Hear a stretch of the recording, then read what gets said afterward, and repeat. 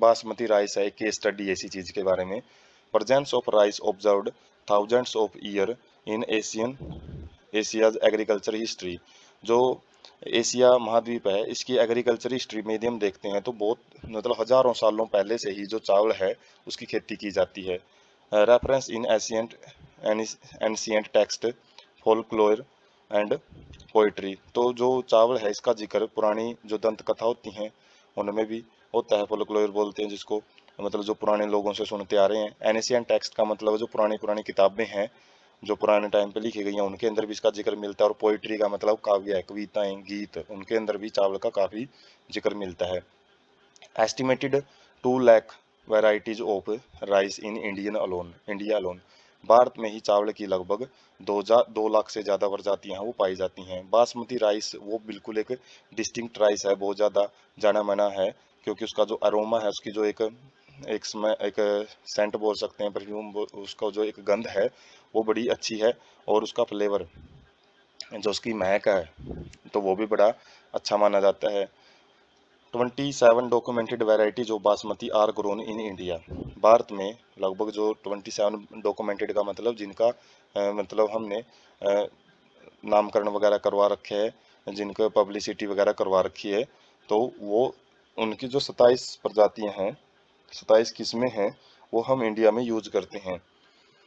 और ये हम पिक देख सकते हैं, बासमती जो चावल होता है उसका जो ग्रेन साइज होता है वो थोड़ा सा बड़ा भी होता है और देखने में भी अच्छा लगता है, और साथ में उसका जो टेस्ट है, उसका जो फ्लेवर है वो भी अच्छा होता है। एन अमेरिकन कंपनी इन 1997, 1997 के अंदर एक अमेरिकन कंपनी ने क्या करा लिया था, got patent rights on basmati rice through US patent and trademark office. तो उन्हीं की कंपनी है कोई, जो ट्रेडमार्क ऑफिस है, जो यूएस पेटेंट वगैरह देती हैं, मतलब पेटेंट से रिलेटेड जो अधिकार देती हैं, तो उसी से क्या करवा लिया था, एक बासमती राइस को अपने नाम से पेटेंट करवा लिया एक अमेरिकन कंपनी ने।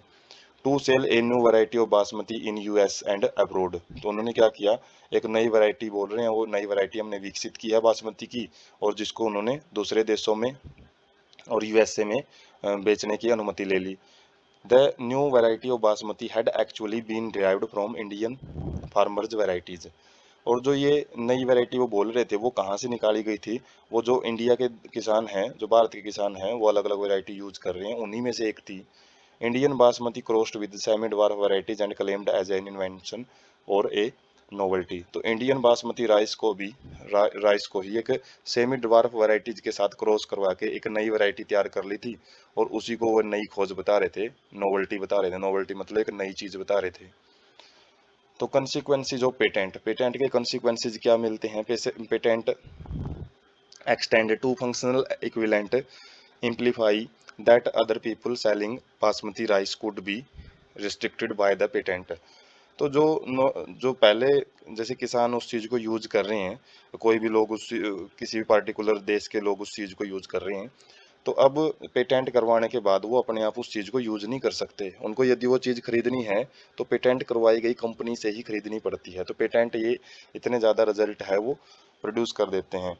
तो ये कानून की नज़रों में तो लीगल हो जाते हैं, लेकिन वैसे एथिकली देखा जाए तो बहुत ही इलीगल चीज़ मानी जाती है।